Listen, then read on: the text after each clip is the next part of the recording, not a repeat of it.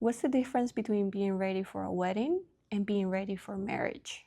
If you're a parent, mentor, or caregiver, stay with me. In this video, I'm going to be talking about young marriage, the tradwife movement, and one question that I think we have been asking all along. Now, if you're new here, welcome. My name is Flower, and this is Diary of a Parent, where we talk about raising our teens with intention, presence, and deeper connections. My goal is that we don't settle for conversations that end with "how was cool," and instead we build relationships where our kids actually want to invite us into their life. So let's get started. Lately, my entire For You page has been filled with 19-year-olds getting married, 16-year-olds having babies, and this whole tradwife movement. There's also another side where it says that society was better when everyone was marrying young. I don't think the question is how young is too young to get married. I think we should start asking, who are you becoming before you ask someone to build a forever with you? How ready are you actually are? Let's start by understanding. I do believe there are actual real reasons why kids or young adults are marrying so young. I'm going to give you 6 possible reasons, and I want to hear from you in the comments. Which one do you think you agree or disagree with?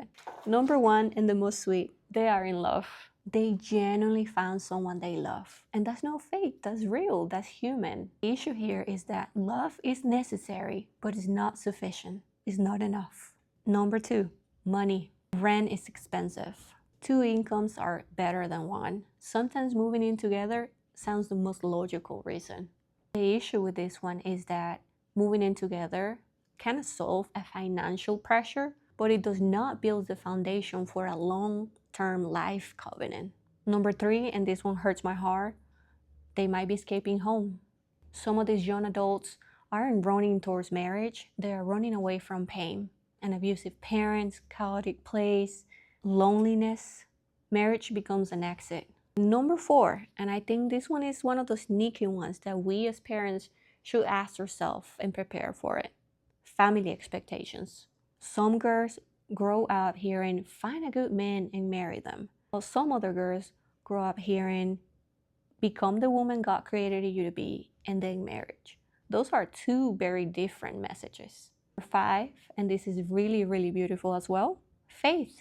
Some young Christians marry because 1, they don't want to have sex outside of marriage, or 2, they have been learning all through life that marriage, it is the end goal of society. And to that, I have 2 things. Marriage wasn't created to merely solve the sexual temptations.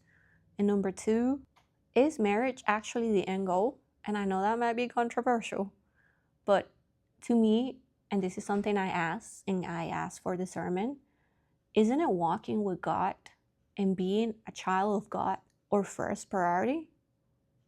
Let me know in the comments. Again, I'm learning, and I'll be learning till the day I die. Number 6, social media. We see aesthetics, but we don't see the reality. Tradwife videos, cute reels, cute babies, coffee, slow mornings, but no one feels conflict, how they fix resolution, how lonely they feel, how do they forgive, how do they walk together through concerns, through life. All of this brings me to one thing. I don't think age is the issue. I think readiness is how actually ready you are to marry. So if you marry young or you're planning to do it, I need you to answer these questions. First of all, who are you? Second one, what do you believe? How do you handle conflict? Can you apologize? Can you regulate your emotions? Do you know your purpose? Can you manage money? Have you healed some of your childhood wounds? Can you be alone? If you don't know these things, marriage won't magically teach you. Marriage will expose them. Now, to those questions, I have gotten some answers like, oh, just wait till you're 25. And honestly, I understand where they're coming from. Is the whole frontal lobe thing finally developing? But I am sure we can all agree, we have seen 45 years old more immature than a 17 years old. And at the same time, we have seen 17 years old really, really mature for their age. So does the frontal lobe actually matter? Should we be basing a lifelong decision on a number? Again, I don't think the magic number is 25. I think the magic word is readiness. And this is something that I changed my mind onto because I was big on telling people, hey, at least wait until you're 25. But then with time, more understanding, seeing more people around and asking questions, I come to the conclusion that it's about readiness. This is a conversation that I have with Grace often. I don't tell her don't marry because that is a beautiful, beautiful thing that will come. I do tell her, become the woman God created you to be. Become a person before you decide to bring someone else into the story. I want her to know what she loves, what she fears, how she communicates, how she expresses what she wants, her boundaries. I want her to know how she handles pain. I want her to know how to hear from God. And then when God brings someone into her life, she won't ask marriage to create an identity. She will bring herself into marriage. Now, about the tradwife movement, I actually love a lot of things about traditional families. Dinners together, present time, intentional homes. But I also don't think society was healthy because women were marrying at 18. The thing is, we can't romanticize the past. We have to see it for both the good and the bad. The goal isn't to copy 1950. There was hidden abuse, addictions, women who couldn't leave, a lot of untreated trauma. I think the goal is to build healthy families in 2026. That starts by asking, what kind of wife or husband am I becoming? I think we must stop trying to find the one and instead become the right person, walking with God. So now if you're 19, 18 and you're watching this, I'm not telling you to break up. I'm inviting you to slow down. Keep dating this person. Keep learning, keep growing. Ask the hard questions. See yourself and themselves in different seasons. But most important, become deeply rooted in Jesus Christ. And if you still choose each other, you'll enter marriage not because you're afraid of waiting or you're in a rush because of temptation. You'll enter it because you're ready.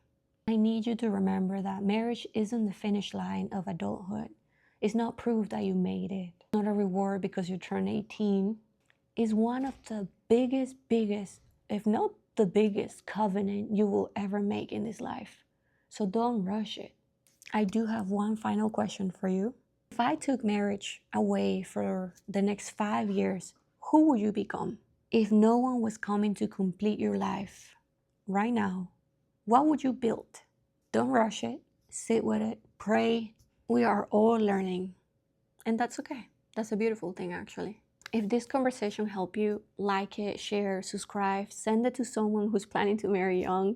Not as, look, you're wrong, but maybe as a pause. And if you're a parent who's trying to build a more calm, more intentional home, don't forget to download the free Calm Parent Starter Pack. It's linked below because everything starts with parents that are more calm, more intentional, so we can have this type of conversation, so we can explore these areas. We'll see you next week.